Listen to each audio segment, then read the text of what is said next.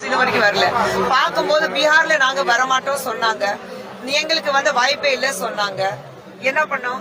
Single largest party அங்க வந்தோம். நாங்க வந்தோமா இல்லையா? இப்போ நான் உங்களுக்கு சொல்றேன், தமிழகத்துல எங்களுடைய தேசிய ஜனநாயக கூட்டணி வெற்றி பெறுது. அதுல எந்த மாற்றமும் இல்லை. அதான் சொன்னேன், பியூஷ் கோயல் அவர்கள் தான் அதை பத்தி பேசணும். அதுக்கு நாங்க பேசக்கூடாது.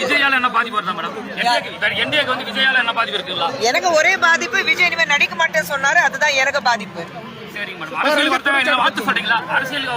தம்பிக்கு நிறைய தடவை வாழ்த்து சொல்லியிருக்கேன். விஜய் வந்து நான் அரசியல்வாதியாக பார்க்கல. என்னோட தம்பி, என்னைக்குமே அவர் என்னோட தம்பி இருப்பாரு. எங்க இருந்தாலும் வாழ்க, எதிர்கட்சி இருந்தாலும் வேற இடத்துல இருந்தாலும் எனக்கு நிறைய டைம் இருக்கு. நீங்க வந்தா இருந்தா அப்படி இருந்தா அதுல டைம் இருக்கு, பேசுவோம். அப்புறம் ரஞ்சித் அவர்களுக்கு நான் வந்து பதில் சொல்ல முடியாது. அவர் ஏன் சொல்லியிருக்கிறாருன்னு அவருக்கு தெரியும். அவருக்கு விருது வரல, அவர் அப்படி பேசியிருப்பாரு. நிறைய டைம் இருக்கு, இன்னும் டைம் இருக்கு. நம்ம ஜனவரி தாண்டி இப்பதான் பிப்ரவரி கால் எடுத்து வச்சிருக்கோம்.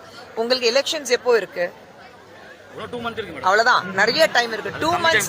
2 monthsல நிறைய விஷயங்கள் நடக்கும். தமிழ்நாடு முழுவதும் பிரச்சாரம் மேற்கொள்வீங்களா மேடம்? எல்லாமே இருக்கு. எல்லாரும் பிரச்சாரத்துக்கு போவோம், கவலையே வேண்டாம்.